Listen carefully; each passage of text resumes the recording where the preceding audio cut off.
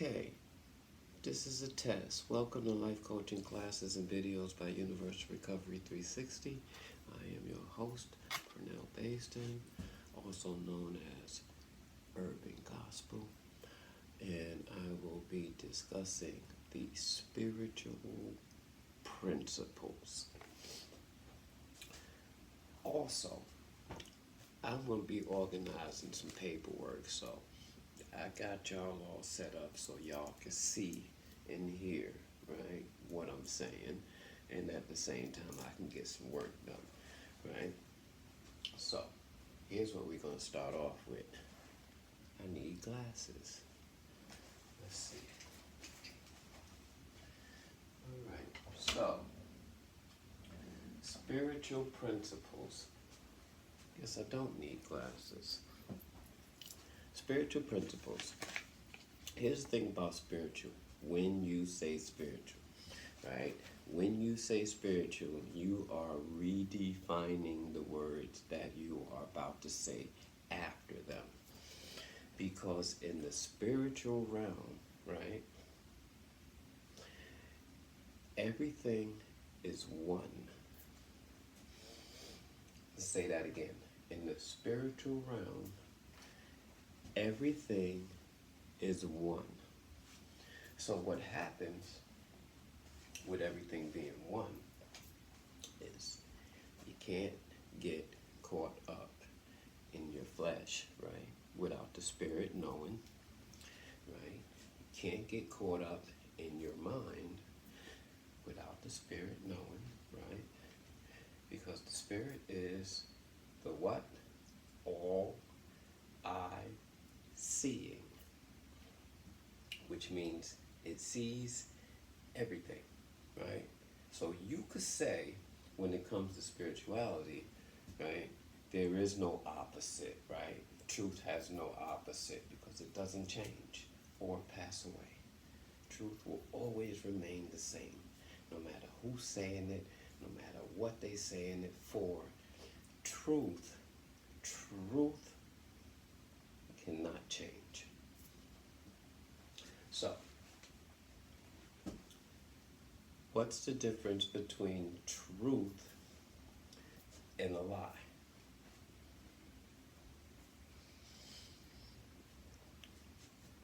Two things. The first thing is, of course, truth doesn't change. Eventually you're going to catch on. And the second thing, a lie, by definition, means your intent, right, is to deceive, right? Now, some people would say in the spiritual realm, right, there's no intent, right? Because there's no reason for it. Because everybody gets along. Everything is all good, right? So you have no reason for it. But what does that tell you? Thinking, reasoning, willing. Call not these the soul, right? They are its actions, not its essence. So what does that mean? Spirit.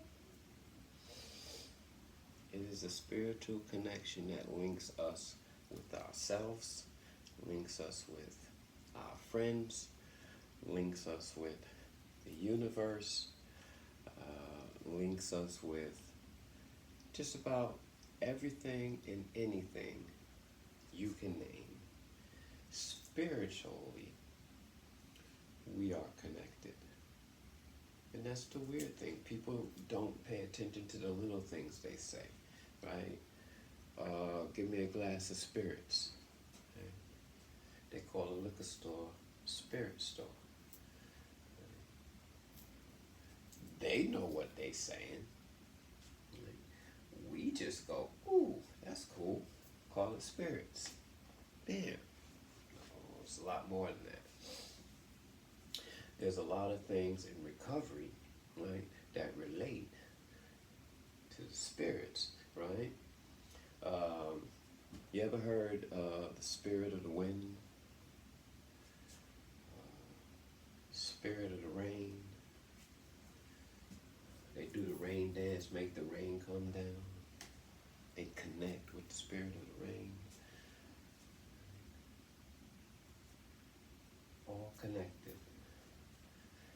So when it comes to recovery, if you follow what they call principles, right, you start to see the aspects of the spiritual side. Because naturally, if you're in early recovery and you do a step work, everything you think about, right, is something that most recently happened, which you still have a connection to, which means it might be trauma.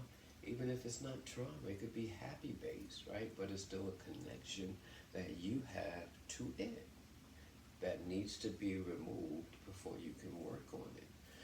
And I know people say that, why would you want to remove it if you got a connection, right? You would think if you got a connection, that's the perfect time to use it. Well, guess what? No. It's like going food shopping when you're hungry. You start grabbing just anything. No, you want to get your numbers in order, right?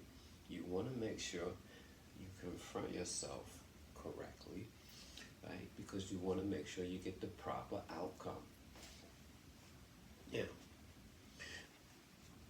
this is why one of my favorites, and I can be that way. I can say favorites, and the only reason I actually say favorites is because it's an accumulation of the other ones, right? That allow me to use it, right? So it's not just it that I use; it's the accumulation, which is most likely a majority of the principles, which is step 10, which is my favorite, right? So all day long, what I do is continue to take a personal inventory. And when I'm wrong, promptly admit it, right? Now, some people take their inventories at the end of the day. It's fine. You can promptly admit it at the end of the day, the minute you find out, the minute you realize. There's nothing wrong with that, right? And you fix it. That's the thing, right?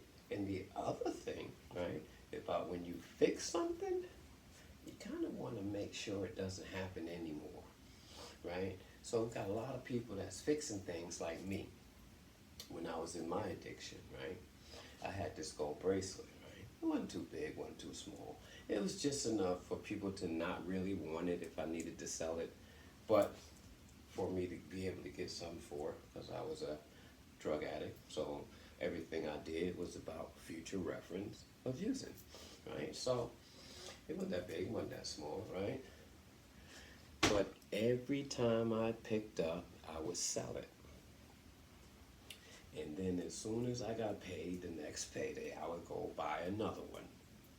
The same exact one, right? And walk around like nothing ever happened. Now, eventually, I had been up to like the 13th one that I'm buying, right? How much money am I spending on gold chains and then selling for what it's not worth at 3 in the morning? Back in the late 80s. Can you imagine what I was getting? But I was still doing it. And every week I would buy a new one. Because I couldn't be without it. Had to make sure you knew I wasn't using it. I can't even say that no more without laughing. So anyway, when you're dealing with step work, it's kind of like that. You always want to make sure, right, you use your principles, right? Your honesty, right? Your hope, right? Your faith, right? Your courage, right? All of it in a positive manner, right? So people don't think they can use their honesty in their pride. Sure you can. Sure you can. But why would you want to? You build over here and over here. Honesty, pride. Faith, greed. Right? Hope, lust. Right? What is it? Integrity. Right? Envy. Right? Why would you want to use this over here and then expect a good outcome? That is called, and and this is what I want you to really hear me when I say this. That is called recovery backsliding.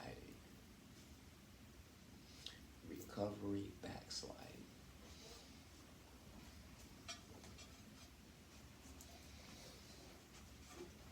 Addicts work like this. Say you got yin and yang. I'm sorry, I haven't put my board up yet, so I can't really like do things and show you things yet. But anyway, say you got yin yang, right? Let me see, maybe I can do something to help you see what I'm talking about. I'm gonna show you if this don't look right, we're not gonna use it. Alright, y'all pay my circle no mind. I'm just improvising here real quick, right? So you got yin and yang, right? You got that. You got that. Right. Now, you got this, right? Which is red, right? And a little bit of red over here, just to be fair, right? And then you got this, which is black, right? And a little bit of black over here, just to be fair. Now, one is active and one is not. You know what that means, right? One is doing something and one is not, right? Here's the problem with addicts, right? When addicts are doing something, we're not just normal, walk down the road, going to work. No, addicts struggle all day in the beginning, right? Not a bad struggle, but a struggle no less, right? And of course, I'm not gonna lie to you. It is never gonna be on one of these. My intent to deceive you, right? So anyway, addicts, we don't just, especially when we just stop using and we trying to get clean, right? And everything within us is pushing us back to get drugs. Addicts are more like going up an uphill battle. Let me see if I can show you what that looks like. Oh, did I show you the yin and yang? I did, right? Now, let me show you the uphill battle that I'm talking about. Let's say this is the road, right? Right? And the traffic is driving up the road. These are cars. Don't ask me why those cars, but, and they're going up the road, right? So the road goes straight up, right, for addicts.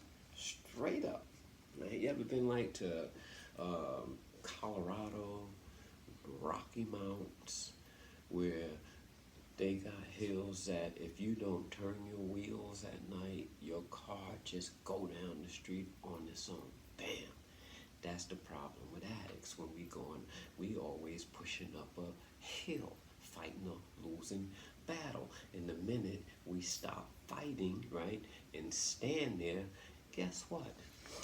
Gravity starts to send us back down because we can't handle the gravity of the situation we're facing.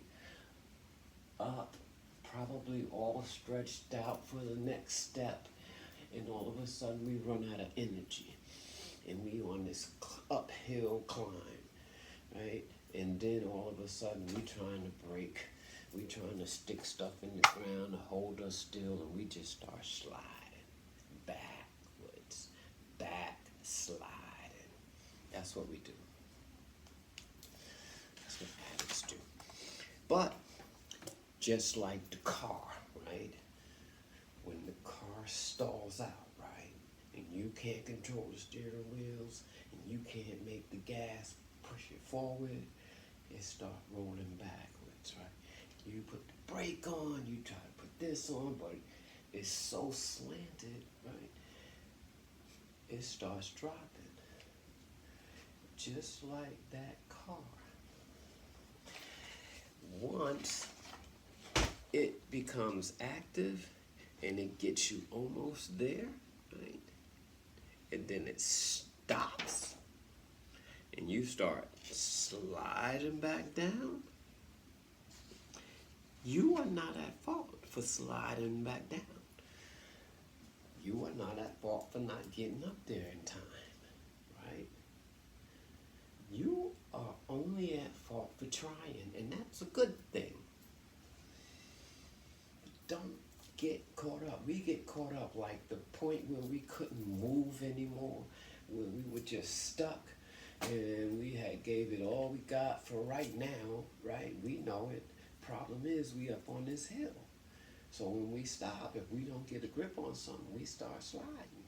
So we spend our lives looking for things to hold on to. The girlfriend, right? The job, right? The internet, video games, something to keep our mind sane, focused, sober, so we can keep pushing up that hill when the energy come back, right?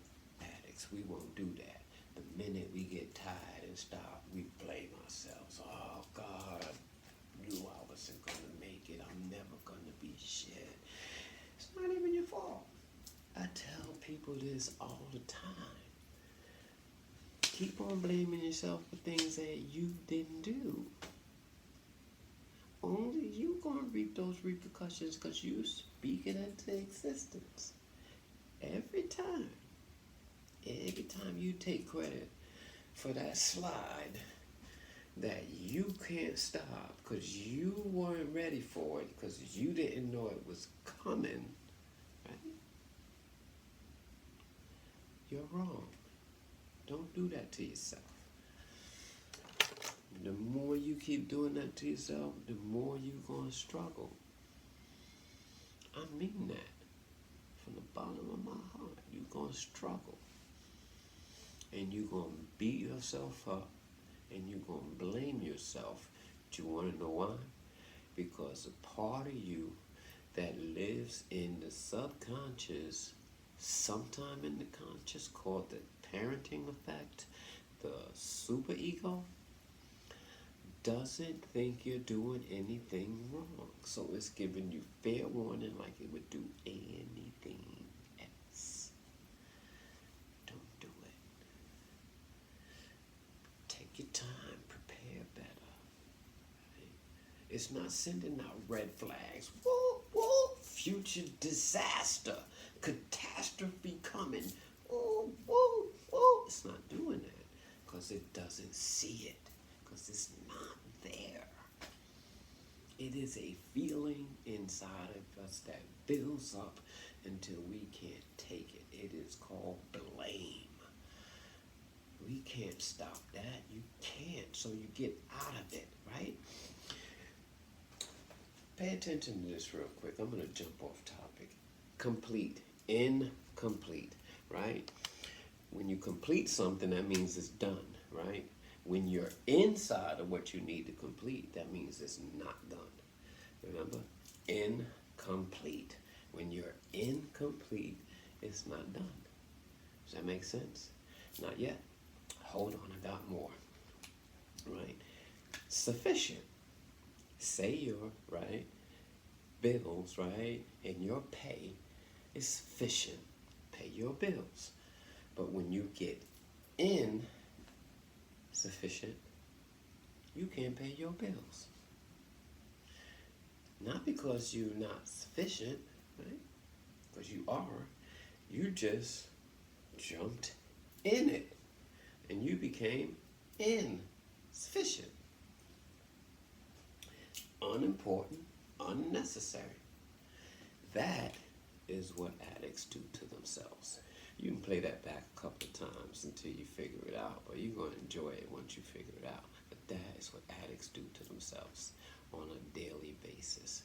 This is why it's so important that when you're teaching them, when you're working with them, when you're focusing on bringing some energy to a place full of people like them, you want to have some knowledge of self like them.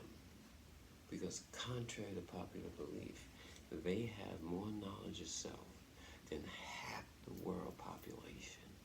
The problem is they don't know where it is or how to use it to benefit themselves.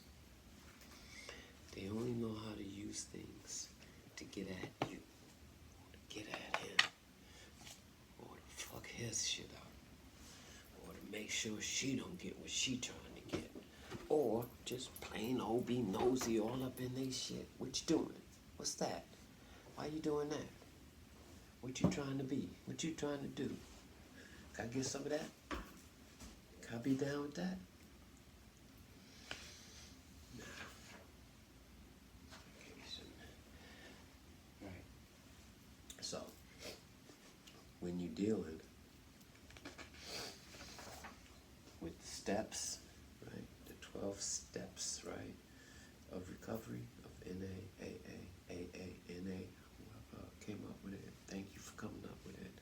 Somebody said they in the Bible. I don't know. Maybe so. Whatever. The 12 steps, right? If that is what you practice, and the principles of what you preach, right?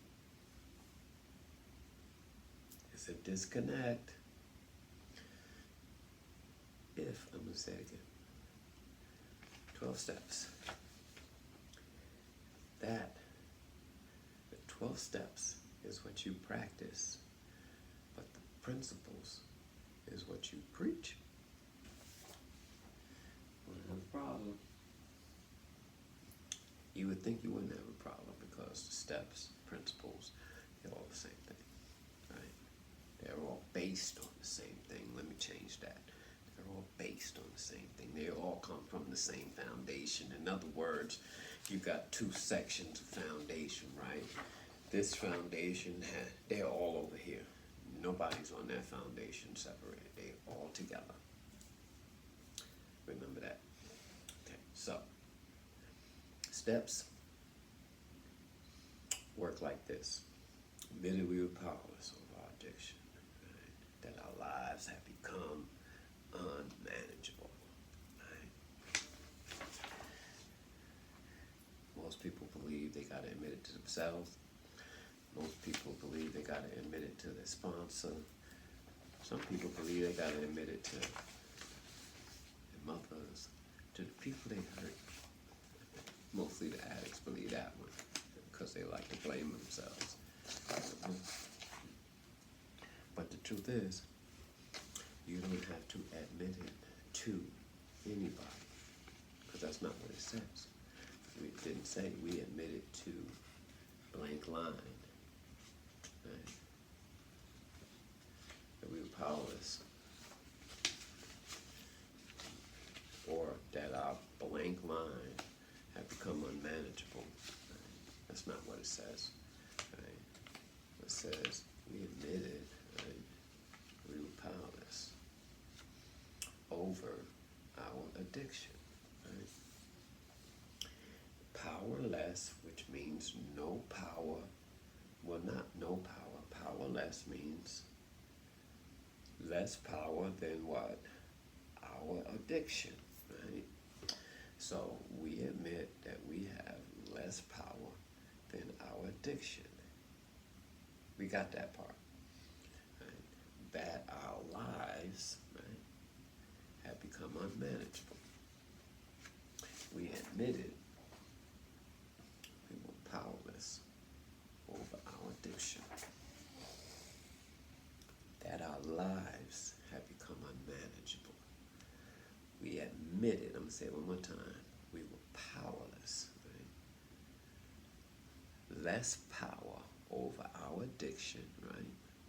We admitted we had less power we have over our addiction and our lives, right?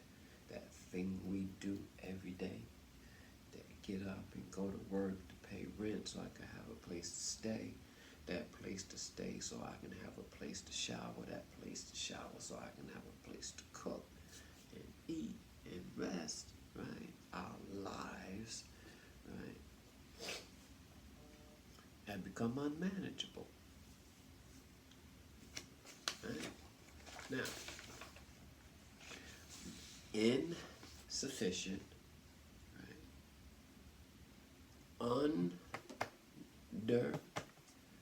Unmanageable, right?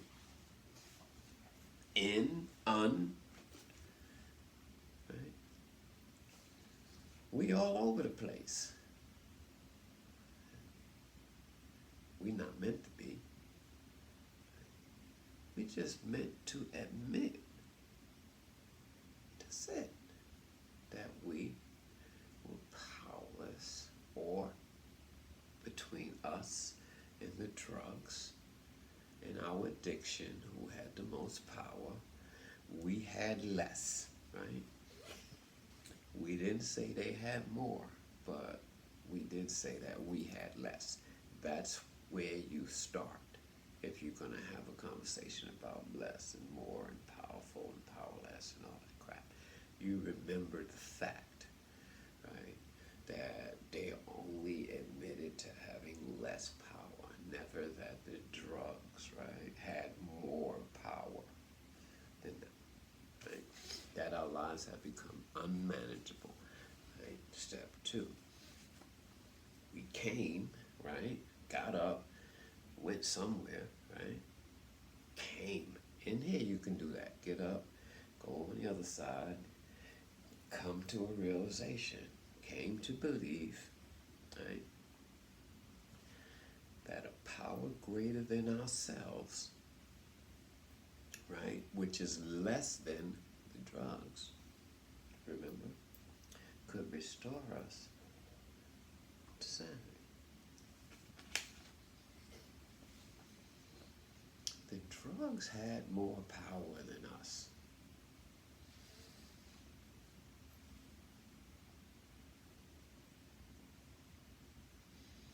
Powerless over our addiction. And it is really as a result. And I know they like to say ampersand or and, right? In other words, meaning to go along with that or on top of that, right? We powerless on top of that. We unmanageable too, right? We admitting this stuff, right? And we come to believe, right? A little more calm down, almost like stages 4 and 5, right? Of the 5 stages of grief, right? Starting to calm down and make sense of it. Starting to accept. Right? Come to believe, yeah, maybe that might be true. There's some acceptance going on in there, right? But do you know the principle is hope, right? We know that. So you might be, that's even better. Might be hoping. Even though it says we came to believe that it could, we hoping. Oh, that's deep. Bam, hoping. Right? That is true. Self-help program. Y'all starting to understand. Right? Knowledge is power. Power is an illusion, because once it's over, it's gone. Fades. Illusion by definition means something that will pass away. Power continues to pass away. It is an illusion. You can look at it from the men of power perspective, the woman of power perspective, any kind of power perspective. It will tend to pass away. Because that's what power is, an illusion. Anyway, back to the 12 steps. So, step 3, right? Made a decision. Bam!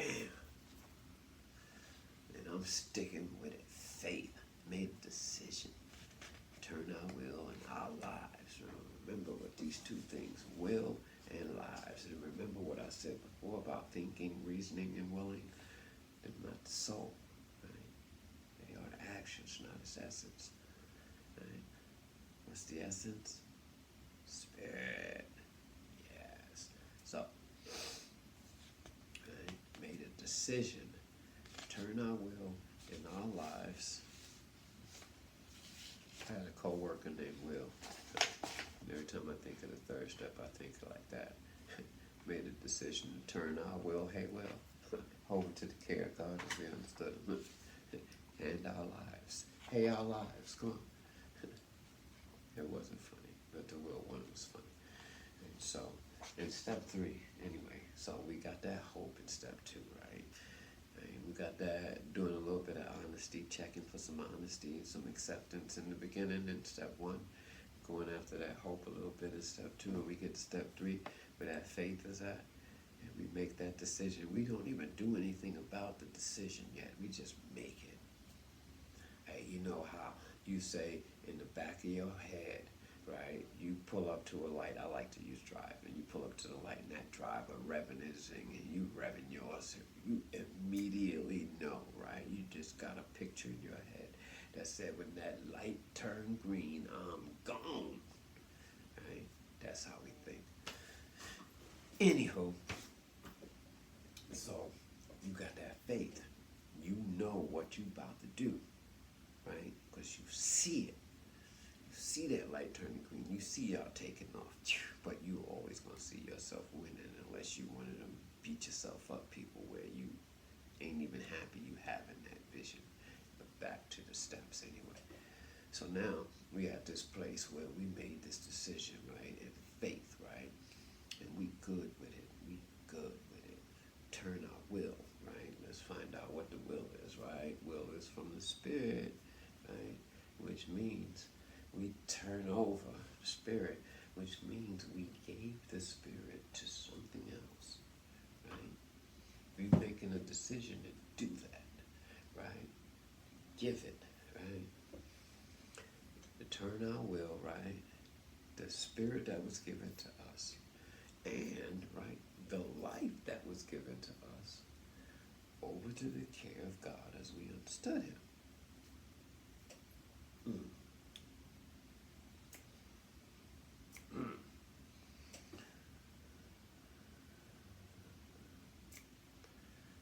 That's powerful stuff.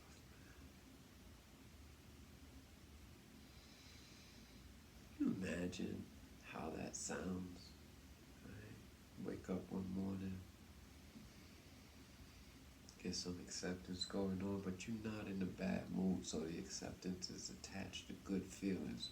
So you smiling with your acceptance, right? Because you're in a good mood. Right? Never let the mood you in control it, but I'm just trying to show you that there is a reality, that there's a difference if you're in a bad mood or happy mood when you're feeling this stuff, right? So you wake up in a good mood, you decide, yeah, I'm gonna admit this stuff. Yeah, I got less power than that shit. Right? And my life is unmanageable. Back then, all I had to do was look at my feet. My life is unmanageable. I asked myself a simple question: when the last time you took a shower? My life is unmanageable. Right? So I wake up in the morning, I'm feeling good. I take that acceptance. Yes, I'm gonna do something with it. What am I gonna do with it? Make a decision. Right? Not yet. Why not? Because I still got all this stuff in my head. I need to do something with it. And then guess what? With all the acceptance and the good feelings and the going with the flow and taking it all in stride, starting to feel like there's something going on. Right? That this could be what they were talking about when they said it gets better. It just doesn't get easier. This could be it. Because I'm feeling good, and now I'm feeling, right? Sorry. Feeling good, and now I'm feeling, right? The emotions of it all. Like, yes. Going in, believing in something. And I believe this is all based on that power greater than myself that they keep telling me about, man, because they say He's truth, and every time I tell the truth, I get that good outcome. Man, it's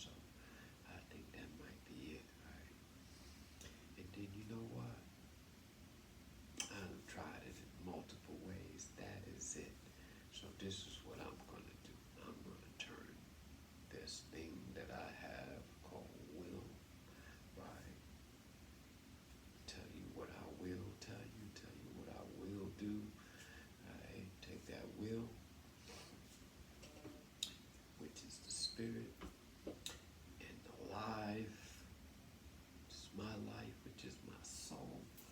Right? Turn them over to the care of God as I understand it. And I understand him to be marvelous. And everything he does for me is great. You understand? The experience of the visual is enough to make it real. The experience of the visual is enough to make it real. That's why people tell you stories that never happened that seem real to you. Until you find out it never happened, you were going around thinking this person got beat up or choked out or something, stepped on. I thought, they told me my man got kicked in the head one time. I couldn't get that memory out of my mind. I wasn't there. I still have the memory, and I still have attached to that memory the guy who did it. Every time I see him in the head things, I see him in the foot, the kick a man when he down. Anyway, so you see how the steps work. Right? It is a normal day in the life, normal functioning. It is not bipolar. It is simple talk and trade. It is a regular day, a regular life. Nothing about it's changed. It's been like that. It's going to always be like that. The thing is, are you going to chase it? Are you going to walk with it? Or are you going to sit back and let it know what you want it to do? And then make sure it gets done. Because that flesh is like a child. You might have to scold it to make it do the right thing. You might. Right? That means punish it. Shoot, I remember when I used to punish myself, no cigarettes. You want to smoke all of your budget out, no cigarettes till the money come back around. Your budget, yeah, punishment. Buy food, stay under the budget, buy ices. I love ices. Make sure I treat them right. When then one night when I be up, when I can't sleep from the 6th cell and it just keep getting hot and I keep eating them ices, do I go back to the store tomorrow and grab another one? No, no lesson in that. And I know you would say, well, yeah, but you struggling with an illness, getting hot flashes. It makes sense that you would do that just for that night, and then you go back to normal. I'm not playing that game with myself. All that back and forth, no man can play on both sides. It's like that. That's biblical, historic. Staying out of that. But in the event, right, that step work is something you're interested in,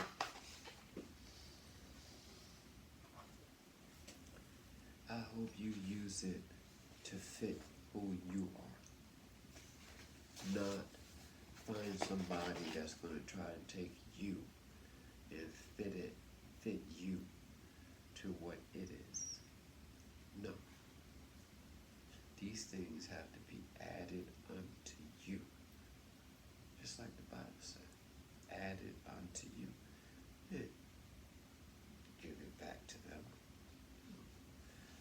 It's in addition. You would think that means you can't count it. But it means next to or and more. It's weird, ain't it?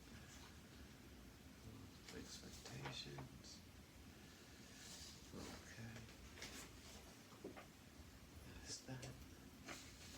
I did get off slow with this one, didn't I? Sorry. I know what I'm gonna do. these folders, right? I forgot I had them. Right, they connected to clamps. Right, clamp right inside the box. Perfect, each one. It's perfect. Anyway, let me go before this thing won't be able to be uploaded. Peace. I love y'all. See you again soon. Remember, recovery works.